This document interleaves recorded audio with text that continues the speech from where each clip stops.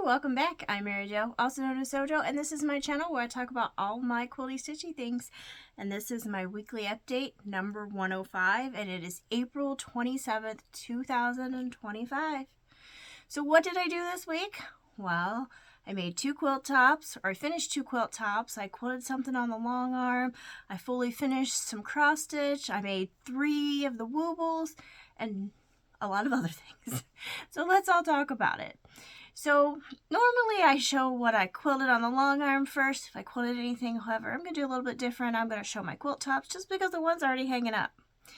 So I finished this quilt top, and this is from the 1 Block 3 Yard quilt book. This is the Quilt Heritage. Now, these fabrics were part of my 2024 Advent calendar that my husband had curated for me. So it was day 10, 11, and 12.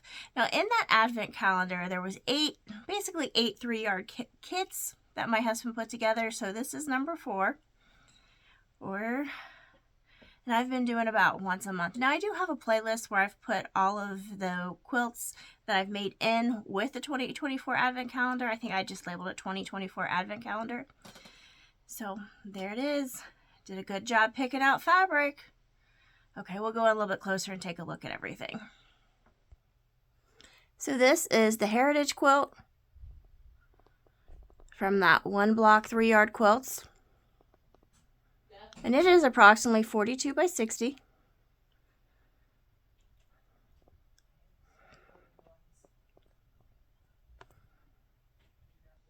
Now, whenever I quilt this to get it on the long arm, I have no idea when that will be, but when I do, I think I want to quilt it with this Daisy Galore pantograph I have, since those have those little flowers in there. I think that would be good. Okay, so I finished another quilt top. Let me hang that up. Now, this is the second quilt top I finished this week, and this is the Enchanted Quilt pattern. Now, this is from a Sew Sampler box, I think from sometime in 2022. And it was using a line called Emma from Cherry and Chelsea. And it is 51.5 by 51.5. We'll go take a look at everything. All right, so there's a look at the top. It's all bunched up the way my husband hung it, but that's okay. And it could use a pressing, but that's all right. Coming on down to the bottom.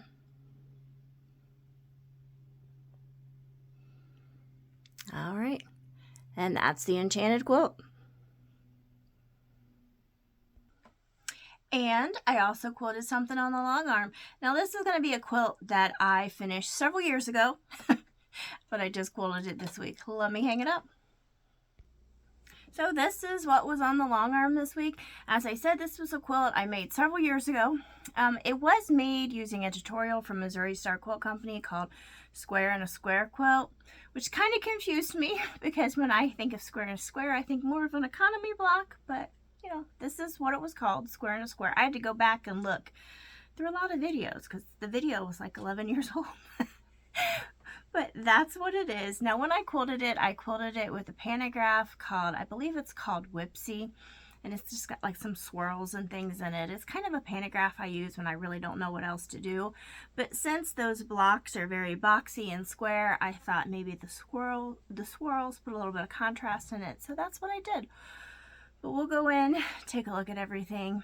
I didn't measure the length. I know the top is 64 inches. I'm going to say the length is probably over 80, somewhere in the 80s, 64 by 80 something. I'm not exactly sure. I should have measured that. But we'll go in, take a look at everything. Okay, so I'm starting at the top. Now, I do know the fabric that I used was for me and my sister. I don't remember the exact fabric line, but I do know the designer was from me and my sister. Just going on down. All right, now let's take a look at the back. Now for the backing, I just used this fabric that had needles and threads throughout. That gray. So when I originally made this quilt, I had this white binding that I was going to put on it. However, I don't like to do white bindings because it catches a lot of dirt. However, I did have a little bit of the backing left over, so I made some binding on that. But I want to know, what do you think? Use the white binding or the gray binding? Let me know in the comments down below. Okay, so that's everything that I can hang up. But let me show you what else I made. Well, this isn't quilting, but it is sewing. So I decided to make some of these. Well, what are these?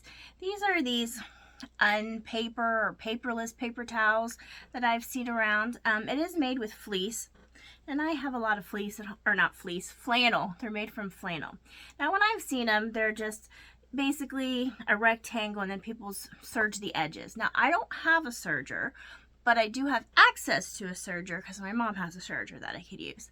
But I decided, well, why don't I just take the two pieces instead of just having the one piece of flannel and serged around. I took two pieces, sewed them together, right sides, flipped them out, and then edge stitched along the edges. And then rolling them all up. So these are reusable and washable. Now, I have seen that before you use these, you should wash them, and then you do have to wash them a couple times before they have their maximum absorbency. So I thought I'd try it, see how I like them, how I don't like them. Now, I personally don't use a lot of paper towels. I usually grab like a kitchen washcloth or something to clean everything up. However, my kids and husband seem to use a lot. So I don't know. I thought I'd grab these, make some, see how they work. If I don't like them, I'm not really out anything because, like I said, I've got lots of flannel at the house. So I made those and rolled them up. Now, I didn't have an empty paper towel roll that I could put them on, so I just kind of rolled them up myself. And because they're flannel, they do kind of stick to each other. So I made those this week. See what I think of them. Like I said, I still have to wash them. And then I worked on 2 other quilt projects. Let me get those. So I did work on this Elizabeth Hartman project some more, the Swan Island. And let me show you here. Here's where I am. I mean, it's getting closer. So here's the block. I've got that last piece pinned down. And after I got this, and then I can add this.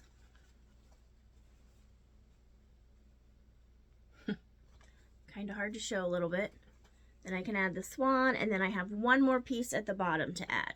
Now the piece that goes on the bottom, that's already sewn together. It's literally just I need to sew this, and then sew the piece on the bottom, and then I can start assembling with those sashings and stuff and get that done. So that's where I am on that. It's a lot closer to being finished. You know, and that was my black swan block. Oops. Knocking stuff on the ground. And these are the other ones. All the other ones are going to be the white swans. So that's where I am on that. And let me get my other one out. So the last quilting project I worked on this week was called Petals. Now this is a sew sampler box. This is the November 2022 box.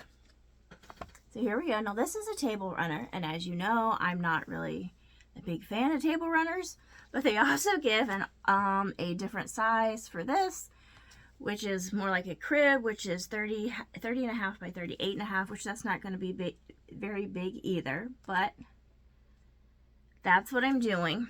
Now, so far all I managed to do is cut everything out and start the pinning to get it done. Now it is going to use some of that triangles on a roll paper back there.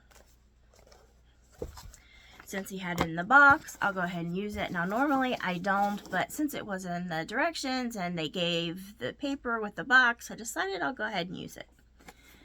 So that is everything that I've worked on this week as far as sewing and quilting. Now let's move on to some of my cross stitch.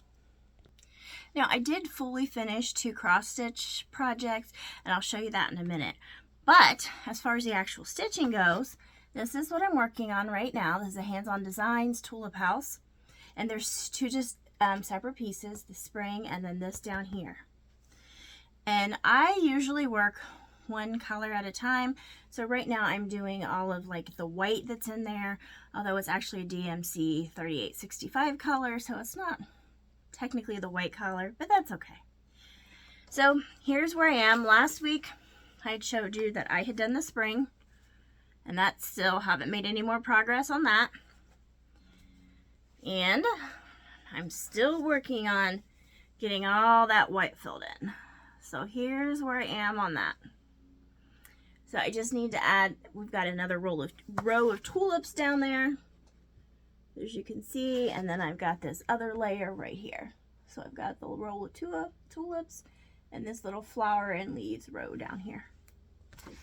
So that's where I am, and then I can start adding some of the colors in. So, well, what else did I do? Well, my Simply Sayings that I had been working on, completed. They were 12 months. I have them back there, which is kind of hidden by the quilt. Let me get it real quick. This was my April's Simply Sayings, and this was these little pillows that I had made sometime last year, and I'd given them away. I'd made 2. I kept 1, gave them away. But this was my April Simply Sayings. So I finished my May and my June. Now, since April's was kind of an Eastery theme, I thought I would go ahead and switch out it to May. So let me take this off. Just washers and magnets. A washer and a magnet. Put on my Mays.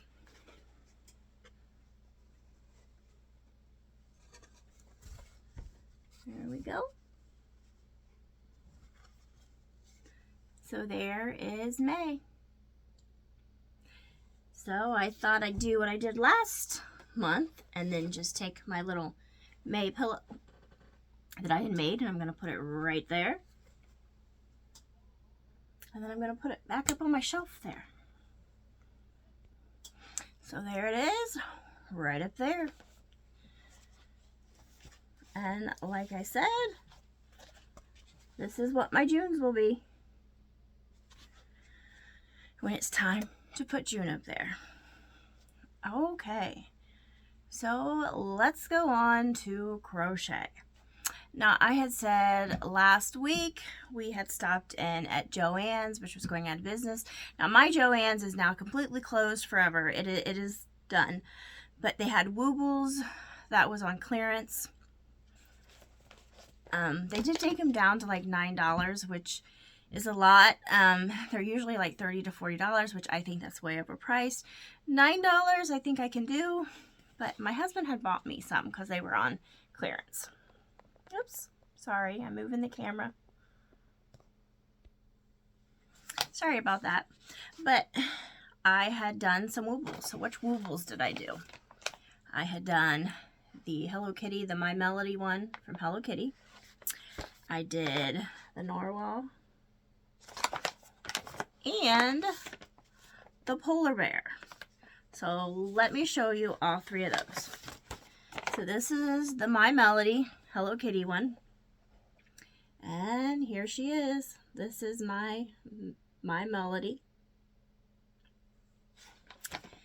And the Narwhal, which is what Bjorn is his name. Here's Bjorn. There's my Narwhal. There's the little tail in the back. And Lola the Polar Bear. And there is Lola the Polar Bear. So I did do all 3. So now I know they market these for Learn to Crochet for Beginners. Do I think somebody that's never crocheted could pick one up and do that? I'm gonna have to say no. I think you should have a little bit more of a basic understanding of like a single crochet stitch, a chain stitch, a slip stitch, just very simple knowledge of crochet. And if you got that, then I think you can do it. But as far as just being able just to pick that up without any crochet knowledge, I think that would be a bit difficult. Just my opinion. But they are cute. I still don't think they're worth the $30 and $40 price tag that's on them, but I do think they're cute. So that are my woobles, my 3 woobles that I made. Now I do have a few more that I'll be making. There we go. So I think my melody could go back there on my May. Hold on. Yeah, so I put her back there to sit on my shelf for right now. On that May. Then what else? Well, let's get the diamond painting. Now this diamond painting is the Amsterdam Canal, and it is quite large. Here is where I am, where I've been. Let me show you. Still working on it.